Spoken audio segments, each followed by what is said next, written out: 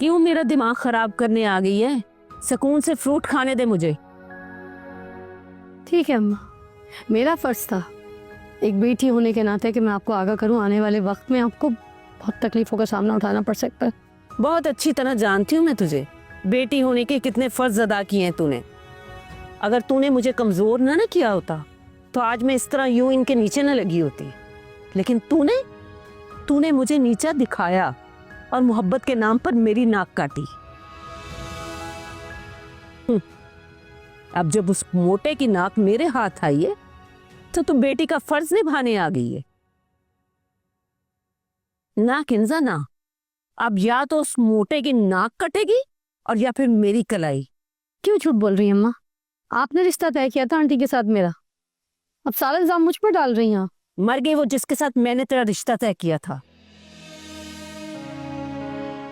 जा जाकर अपना काम कर। बड़ी आई माँ को अकेले होने की बद्दुआ देने वाली। मैं आपको बद्दुआ नहीं दे रही अम्मा, मैं आपको बता रही हूँ आपके बेटे के इरादे। देख लूंगी मैं अपने बेटे को, तुझे उसकी फिक्र करने की कोई जरूरत नहीं है। जा जाकर ना उस बुढ़े को देख, जा।